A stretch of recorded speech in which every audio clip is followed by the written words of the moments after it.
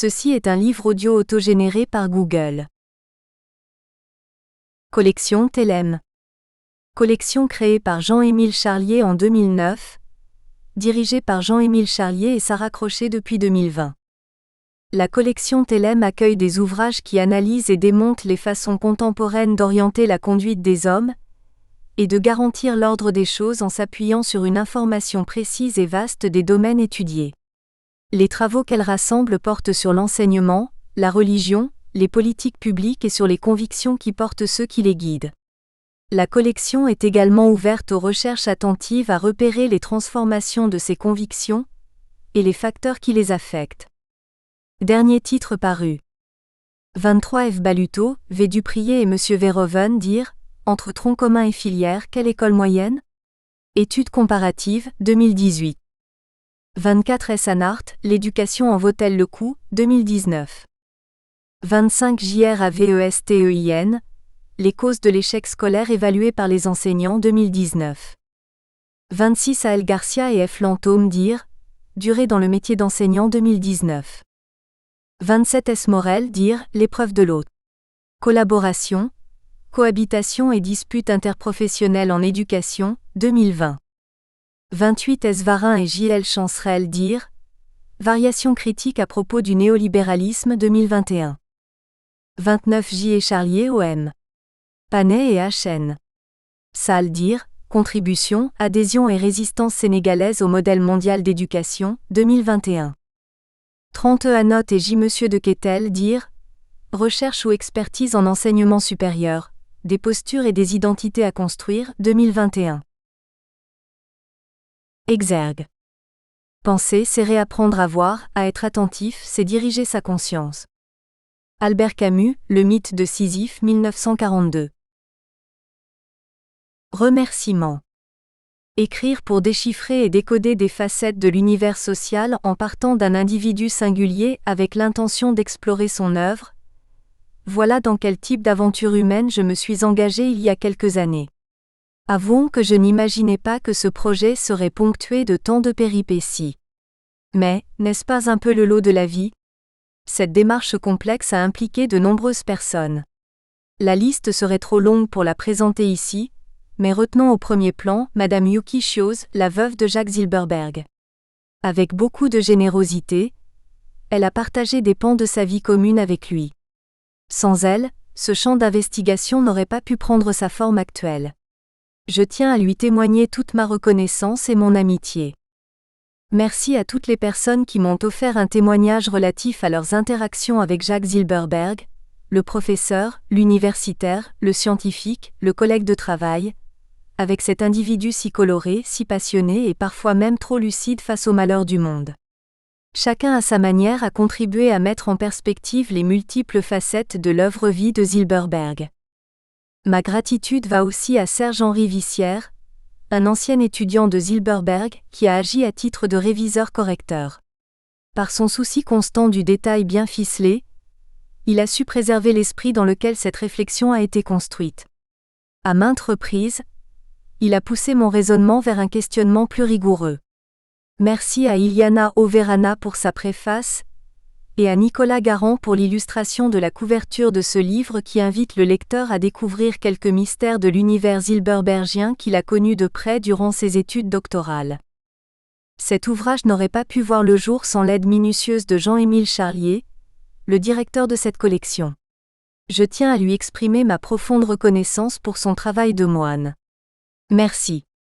Des remerciements chaleureux vont aussi à toutes les personnes impliquées dans le processus de production éditoriale, dans le contexte presque irréel de la Covid-19. En dernier lieu, mes remerciements vont à James Crombie, mon partenaire de vie et complice de toujours. Il a été là à tout moment, et il a partagé mon enthousiasme et mes doutes face à ce travail d'exploration d'une vie, voire de plusieurs vies pour en dégager des significations à portée universelle. Préface, 3 mondes unis par l'amitié. Écrire cette préface est une façon de rendre hommage à un professeur qui était dévoué à ses étudiants, et un témoignage de mon amitié envers l'auteur de cet essai critique. Des liens d'amitié se sont développés entre le professeur Jacques Zilberberg, Louise Fontaine et moi-même par un heureux hasard de la vie. Le professeur Zilberberg a été un des évaluateurs de mon mémoire de maîtrise, et dans une de nos discussions, il a évoqué ses liens étroits avec l'Amérique latine. Il y a donc eu une connexion immédiate.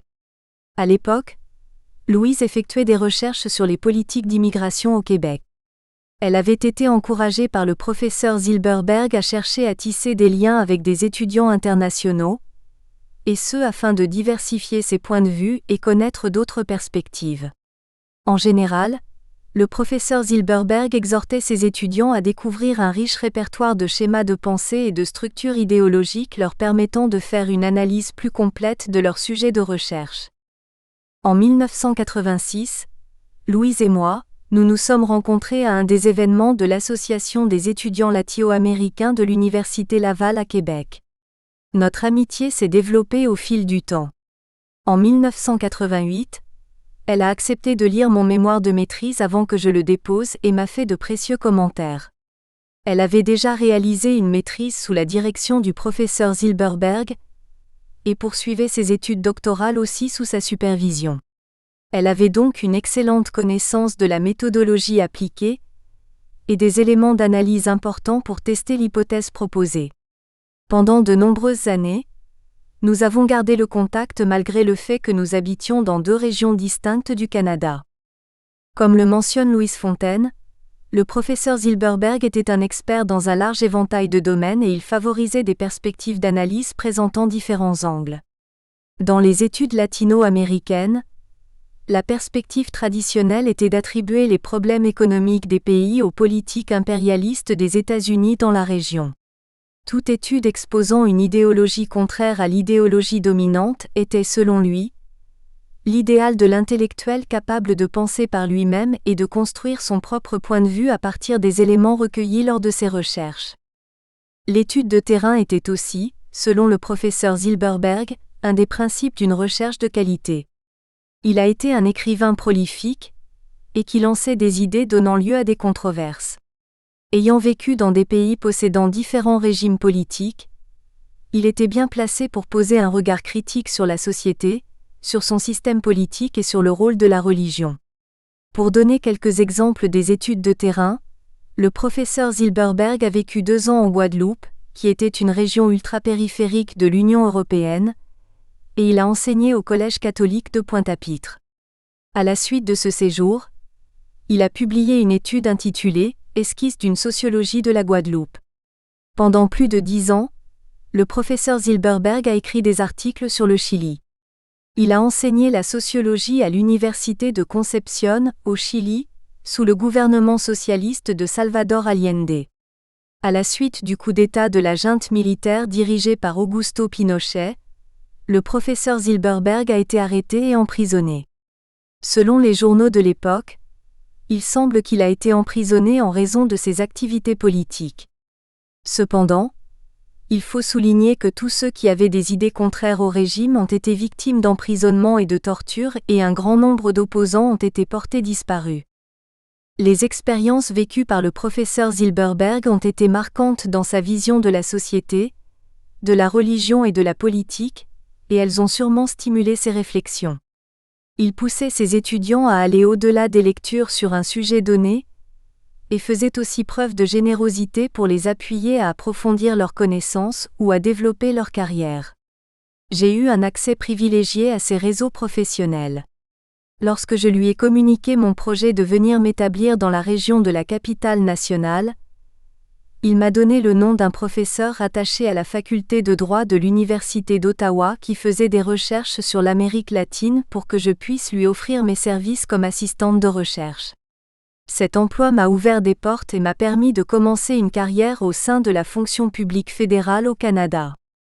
Le professeur Zilberberg est décédé en 2010 et Yuki Shio Zilberberg, collègue et ami de Louise, lui a suggéré d'explorer l'œuvre de son époux et a mis à sa disposition toutes sortes de documents comme des tirés à part de nombreux articles qu'il a publiés, des actes de colloques, des documents de préparation de colloques internationaux, des rapports d'évaluation de thèse ou de mémoire et des courriels pour n'en nommer que quelques-uns. Louise a accepté de relever le défi par affection pour ce professeur qui avait été son directeur de thèse à la maîtrise et au doctorat, et qu'il avait appuyé et encouragé tout au long de sa carrière. Pour Louise, ce regard critique sur une œuvre et une vie était un prétexte pour comprendre l'université comme organisation, ainsi que le rôle de l'universitaire dans la société. Elle voulait élargir sa perspective des rouages de la fonction publique, qu'elle avait déjà analysé dans ses travaux antérieurs, en étudiant un univers plus ouvert à la créativité, mais qui malheureusement dans les faits, semble demeurer dans une certaine mesure plutôt conformiste. Les études de cas effectuées par le professeur Zilberberg ont toujours une importance historique, et ses idées sur le poids à donner aux études de terrain prennent une plus grande valeur dans le contexte actuel où la désinformation et les fausses nouvelles ont atteint un niveau effarant. Dans ses écrits, le professeur Zilberberg présente sans relâche un regard critique face au discours officiel. Il devient souvent l'avocat du diable. Iliana Overana, Ottawa, 3 décembre 2020. Avant-propos. Cet essai a une double ambition. Se servir de l'œuvre de Jacques Zilberberg comme prétexte pour revisiter plusieurs concepts de la sociologie, et se servir de concepts sociologiques comme prétexte pour découvrir l'œuvre de Zilberberg. Des concepts comme l'État, la démocratie, le nationalisme, l'exercice du pouvoir par les élites, la légitimité de divers acteurs sociaux et les droits des minorités, etc., retiendront notre attention. L'exploration des archives de Zilberberg, auteur, professeur et scientifique, permettra de réaliser l'une de nos ambitions. Du point de vue macrosocial, notre rôle consistera à mettre en relief les côtés exaltants, mais aussi les côtés plus sombres d'une carrière scientifique. Voilà le propos annoncé, mais comment l'analyser ? La perspective de recherche retenue relèvera plus de l'analyse documentaire que du regroupement d'entretiens exploratoires. Van Kampenhout et Kivy 2011. À la suite de ce choix, deux questions se posent. Qu'est-ce qui définit des archives, Israël 2012 ? Sont-elles automatiquement fiables ? Dans les archives hétéroclites de Zilberberg, on découvre des articles, des livres qu'il a publiés ou encore préfacés, des textes annotés, des notes de service, des lettres échangées avec ses supérieurs hiérarchiques, etc. Parler d'archives éparses implique de reconnaître qu'elles peuvent être tantôt privées, tantôt publiques et même fiables à un degré limité, car il a été possible de détecter des erreurs de transcription sur certains documents officiels. Le présent ouvrage vise à rendre compte des fragments d'une vie et d'une pensée éclectique de manière rigoureuse et systématique. En fin d'analyse, notre approche du sujet-objet Zilberberg n'en aura pas fait le tour, mais nous espérons qu'elle aura permis d'ajouter une pierre à l'édifice que peut être la République des lettres. Quel est le public cible de cette étude ? Dans son analyse, le sociologue et les médias, Cécile Van de Velde, 2012, expose 3 types de marchés. Elle s'appuie sur une étude plus poussée de Raymond Boudon, qui remonte au début des années 1980, mais qui est encore d'actualité. Pour l'essentiel, on peut retenir les éléments suivants. Un premier marché se compose de la communauté scientifique. Un second marché comprend non seulement les pairs, mais aussi un public plus large susceptible d'être concerné directement par les travaux proposés. Un troisième marché touche un public diffus, étendu à l'ensemble des citoyens. Van de Velde 2012 sur 405. Dans ce dernier cas, il s'agit du public en général. Ce livre ne peut-il pas représenter un document de référence pour un public assez vaste ? On peut imaginer qu'il s'adresse à toute personne à la recherche de concepts de base pour décrire et comprendre l'univers sociopolitique national et international. Il prend comme point de départ la présentation faite par les médias de type traditionnel ou encore par les médias sociaux, tout en étant capable de développer une perspective autonome et critique vis-à-vis des discours connus et convenus. Les lecteurs pourront tirer profit à connaître les procédés de construction-déconstruction des images, slogans et nouvelles souvent fallacieux et idéologiquement biaisés. En bref, l'analyse proposée s'appuie sur une posture scientifique qui permet de présenter des fragments d'une œuvre riche en enseignements face aux enjeux de nos sociétés contemporaines. Pour paraphraser Zilberberg, l'activité scientifique consiste à présenter une contre-évidence en s'appuyant sur des procédés rigoureux et orientés vers une quête de vérité. Cette dernière demeure relative selon notre connaissance, voire notre conscience des circonstances entourant cette forme de vérité. Introduction. La démarche intellectuelle qui guide ce livre s'inscrit dans une perspective interdisciplinaire inspirée par la forme de l'essai sociologique. Marcher dans les traces d'une vie et explorer l'œuvre d'un auteur semble représenter un défi de taille. Est-ce insurmontable ? Peut-être, peut-être pas. Mais le plus important semble être de définir ce travail et d'en établir la finalité. Toute personne engagée dans une carrière universitaire depuis plusieurs décennies constate à la longue la difficulté de perdurer dans un tel univers.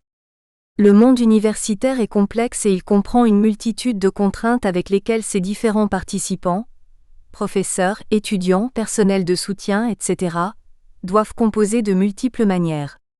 Dans ce qui suit, il s'agira d'explorer un certain nombre de questions de recherche pour rendre compte de la vie et de l'œuvre d'un auteur prolifique né au début de la Deuxième Guerre mondiale et décédé en 2010. 70 ans de vie, 40 ans consacrés à une carrière universitaire, une vie menée avec passion et conviction avec une grande soif de liberté et en quête de vérité. Étudier dans l'espace-temps des aspects de l'œuvre scientifique de Jacques Zilberberg, 1939 à 2010, ainsi que le contexte social qui y est associé, tel est le fil conducteur de cette analyse. Il s'agira de comprendre sa conception de la science en étudiant ses enquêtes de terrain, pour mettre en évidence ses perspectives de recherche. Sa capacité à mobiliser des équipes de travail sera aussi mise en évidence tout en tentant d'élargir cette réflexion en l'associant aux temps sociaux et à la sociologie contemporaine. Cela permet d'éclairer certaines questions comme « Comment faire de la science son métier dans le contexte d'une vie universitaire ? Comment se prépare-t-on à la carrière universitaire ? Une fois engagé dans ce système complexe et contraignant à plusieurs égards, comment parvenir à y vivre et y perdurer ? Comment déjouer les temporalités gestionnaires, les contraintes de la vie administrative, qui diffèrent des temporalités professionnelles, les idéaux et les objectifs du professeur-chercheur, en lien avec la recherche universitaire, Bouffartig et Lanciano-Moranda 2013, Bessin 2009 ? Autant de questions qui seront étudiées dans ce qui suit. Dans les pages suivantes, il s'agira de mettre en évidence des facettes d'une vie, d'une œuvre qui, tout comme bien d'autres vies, ne s'est pas déroulée selon une trajectoire linéaire. Zilberberg disposait d'une sensibilité hors du commun, car il avait vécu une situation limite où la mort l'avait frôlé de près. Cette tranche de vie sera évoquée sans aller dans les détails, car l'objet principal de cet essai porte sur sa vie professionnelle, sa vie en tant qu'universitaire, en tant que scientifique. Il s'agira d'étudier ses travaux, afin de présenter à nos lecteurs ce qu'il a transmis dans son enseignement et dans ses multiples écrits. Comment a-t-il mené à bien sa carrière universitaire ? Un des buts associés à ce travail d'analyse est de réfléchir sur le profil type de l'universitaire, à partir d'une étude de cas. Quels enjeux politiques sous-tendent cette fonction sociale ? Comment se présente-t-on devant ses pairs ? Devant ses étudiants ? Devant divers interlocuteurs à qui nous proposons nos schémas d'interprétation de la réalité sociale et politique ? Ces questions alimenteront notre regard et guideront notre réflexion. Il est inévitable de ne mettre en évidence que des fragments d'une vie. Quelques questions gouvernent notre propos. 1. Quel point de vue y a-t-il lieu d'adopter ? 2. Quelle est la finalité visée ? 3. Quels sont les éléments de contexte à mettre en évidence ? 4. Quel procédé méthodologique sélectionner pour les fins de cette démonstration et pourquoi ? 5. Quelle est la contribution scientifique à retenir en fin de parcours ? Parmi les questions de recherche qui feront l'objet d'un examen minutieux, les pistes suivantes seront empruntées. En tant qu'universitaire, comment Zilberberg travaillait-il au quotidien ? Qu'est-ce qu'il a produit tout au long de sa carrière universitaire en tant qu'intellectuel, et aussi en tant que professeur ? Comment mettre en relief sa contribution scientifique dans le domaine des sciences sociales en jetant un regard sociologique sur des données biographiques ? Dubar et Nicourt 2017. Quelles ont été ses stratégies de survie dans un univers à la fois complexe, contraignant et exigeant ? Quelles preuves empiriques peut-on réunir pour explorer cette problématique ? Pour ce faire, divers dispositifs méthodologiques ont été déployés depuis quelques années. Le présent texte expose les résultats d'un tel processus de recherche sinueux, ponctué de divers obstacles qui, dans une large mesure, ont été surmontés. Autrement dit, il s'agit de documenter, d'écrire et analyser des facettes de l'univers universitaire en approfondissant un cas de figure. L'analyse de ce parcours professionnel, de Mazière 2019, Cucchetti 2019, prend appui sur une littérature abondante à ce sujet. Dans les prochaines pages, un effort soutenu sera déployé pour mettre en évidence des éléments significatifs lorsqu'on appréhende le social et sa complexité. Cet objectif, quoique modeste, peut être considéré comme valable si l'on veut faire connaître qui a été Zilberberg, quel a été son rôle comme intellectuel, scientifique, citoyen du monde, professeur, expert en présentant des facettes de sa vie au travail. L'occasion nous sera donnée d'exposer quelques-unes de ces luttes menées pour ramener à l'avant-scène l'étudiant en repoussant l'idéologie gestionnaire, de Gaulle-Jacques 2009, 2011, et en contestant les impératifs de la gestion qui ont pris tant de place à l'université. Puisque Zilberberg a participé dans une certaine mesure à notre formation universitaire, il a influencé notre manière de poser nos points d'ancrage théoriques et méthodologiques.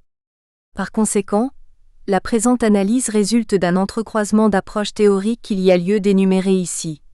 L'approche stratégique, l'interactionniste symbolique, l'approche socio-historique, l'approche sociopolitique où le social renvoie au lien social ou aux relations sociales, individus et groupes d'appartenance, aux interactions et aux politiques, aux jeux, aux enjeux, au pouvoir et aux multiples figures d'autorité impliquées dans divers systèmes sociaux. La stratification sociale, qui implique une juxtaposition de divers groupes en compétition et hiérarchisés, feront aussi partie de notre propos. L'objectif est de réfléchir à la différenciation sociale sous différents angles. Nous avons à notre disposition de nombreuses archives de Zilberberg, des articles qu'il a publiés seul ou en collaboration, des chapitres de livres qu'il a publiés tout au long de sa vie professionnelle. Mais les soubresauts de la vie ont fait que notre démonstration s'appuie surtout sur des documents historiques à la fois de première main et de seconde main. Génico 1987. En 2012 à 2013, durant un congé sabbatique, j'ai recueilli des témoignages de quelques personnes qui l'ont connu et côtoyé à divers moments de sa vie. Ce travail d'enquête a toutefois rencontré 3 obstacles. Le premier réside dans le fait qu'il n'a pas été possible d'obtenir du financement auprès d'un organisme subventionnaire, ce qui aurait créé des conditions plus favorables pour poursuivre cette recherche universitaire. L'autre raison découle de notre lieu de résidence, éloigné des grands centres urbains. Ce fait a considérablement limité notre accès à une grande variété d'informateurs privilégiés.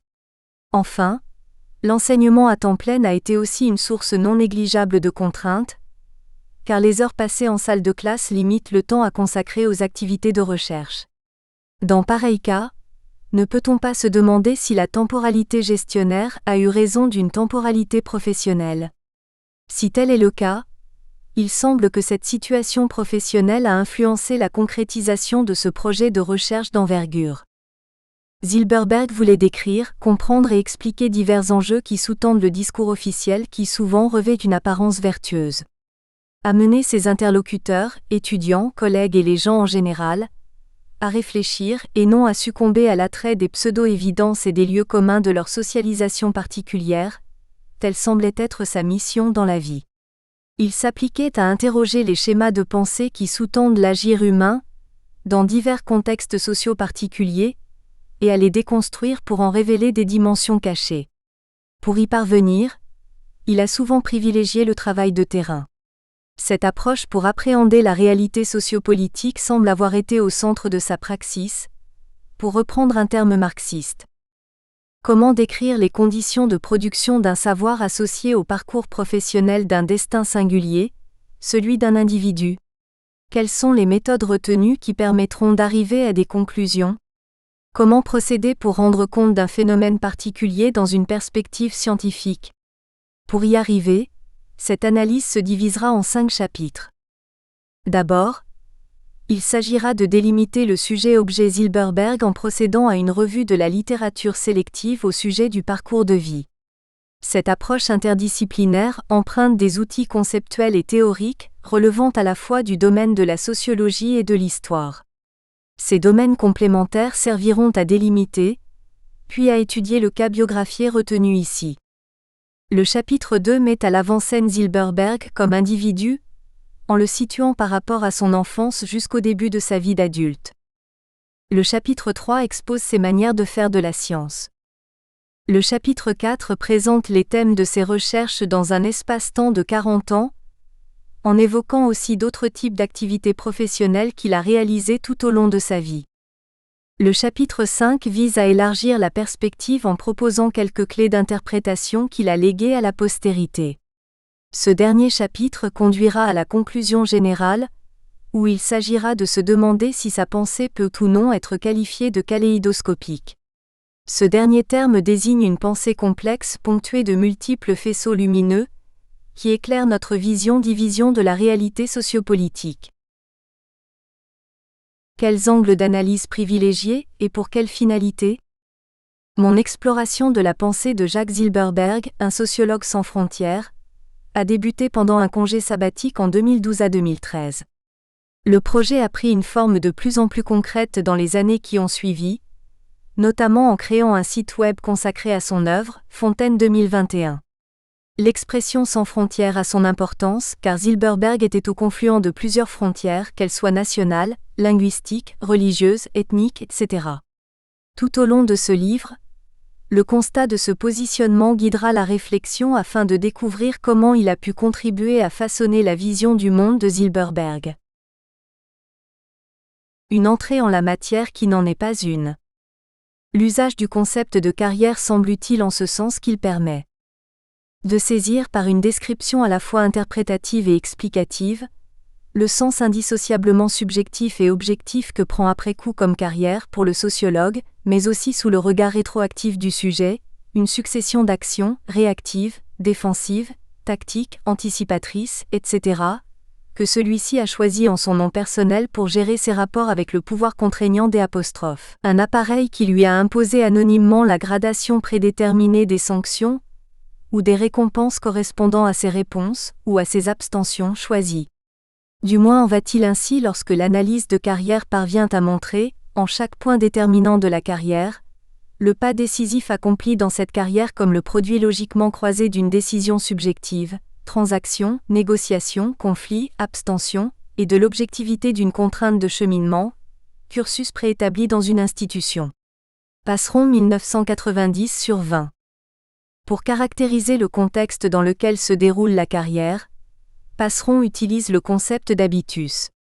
Associé à l'école de Bourdieu, ce terme entend subsumer théoriquement l'ensemble des structurations agissantes de l'amont et leur lien avec l'aval dans une structure de reproduction. Passeron 1990/21. Passeron soulève aussi les questions que pose le recours au concept de trajectoire, en considérant que deux modèles d'intelligibilité y sont associés, à savoir, un premier qui tendrait à rendre intégrale l'explication du devenir biographique et un second, qu'il qualifie de balistique et a le mérite d'introduire de nombreuses exigences méthodologiques, conditions exigibles de sa fécondité descriptive. On voit dès lors le principe qu'il s'agit de composer une force et une direction initiale propre à un mobile avec les champs de force et d'interaction qu'il traverse. Passeron 1990/21. Le concept d'habitus qui d'une certaine manière est à l'arrière-plan de notre démonstration, s'apparente à une théorie dispositionnelle de l'action à même de réintroduire le temps et la capacité inventive des agents. Vacan 2016/9, impliqués dans divers contextes particuliers. L'analyse proposée par Vacan mérite qu'on s'y attarde, car cet auteur met en question l'idée selon laquelle le concept d'habitus serait l'invention de Pierre Bourdieu. Celui-ci n'a fait que le retravailler au cours des années 1960. Tout compte fait, le concept d'habitus correspond à l'idée selon laquelle les individus saisissent la réalité sociale en fonction de diverses dispositions intériorisées qui orientent leur catégorie de perception, d'appréciation et d'action face aux situations qui se présentent à eux. Continuité et incontournable discontinuité biographique. L'analyse proposée par Nizet et Rigaud 2014 soulève la question de savoir s'il y a continuité ou discontinuité dans une œuvre lorsqu'on l'étudie de près. L'hypothèse selon laquelle le sociologue est influencé par son époque, par les gens qu'il côtoie et par les situations sociales qui se présentent à lui, interdit d'imaginer une continuité dans une œuvre aussi étoffée que celle de Zilberberg. Un des défis à relever est de repérer les principaux thèmes, voire les thèmes récurrents dans ses nombreux écrits qu'il a produits au fil du temps. Les méandres de sa vie prennent forme entre autres lorsqu'on dresse une liste sommaire des lieux où il a séjourné dans la longue durée. Sa mobilité internationale montre jusqu'à quel point il a été un nomade. Il a vécu en Belgique, au Chili, en Guadeloupe, aux États-Unis, au Canada et au Québec. Ce dernier lieu géographique est celui où il a passé la moitié de sa vie. Ce fait biographique prend une signification particulière, car plusieurs de ses travaux sont en lien direct avec ce qu'on appelle les études québécoises, une désignation usuelle depuis un certain nombre d'années. Cette catégorisation peut être contestée, mais elle constitue dans une grande mesure une réaction au développement des études canadiennes et un reflet des clivages politiques et nationalistes qui existent dans de nombreux pays. Entre 2012 et 2014, une série d'entretiens semi-structurés ont été réalisés afin de recueillir des témoignages sur de multiples aspects de la vie et du parcours professionnel de l'homme qu'il a été. Qu'a-t-il représenté pour ces personnes qui ont été tantôt collègues de travail et amis, tantôt étudiants ? Les chapitres qui suivent présentent des extraits de ces entretiens qui aident à cerner les facettes de cet individu qui reste pour plusieurs d'entre nous fort complexe et énigmatique. Il sera possible de présenter quelques qualificatifs qui le décrivent selon le type d'interaction que ces témoins privilégiés ont eu avec lui. L'objectif est d'esquisser un portrait sommaire de l'homme et d'engager une forme de dialogue entre auteur et lecteur sur ses manières de travailler au quotidien en tant que professeur et de chercheur. Après avoir mis de côté l'idée de préparer une biographie de Jacques Zilberberg dans une perspective classique, nous avons envisagé d'élaborer un abécédaire visant à proposer sous la forme d'un lexique les concepts utilisés et développés au cours des années par Zilberberg. Cette idée a été abandonnée à la suite de la découverte d'un abécédaire de Raymond Aron, Schnapper et Gardel 2019, en considérant que le résultat aurait risqué d'être trop fragmenté.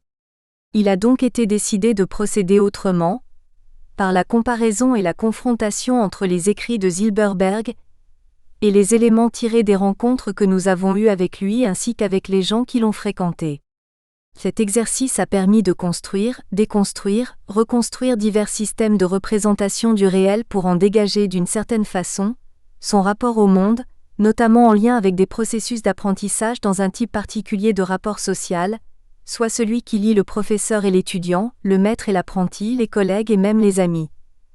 Cela a permis d'explorer sa manière d'adopter une attitude scientifique ou une disposition scientifique face aux problèmes politiques. Comment arrive-t-on à interpréter des enjeux sociopolitiques en optant pour l'analyse comparée comme Zilberberg l'a pratiqué ?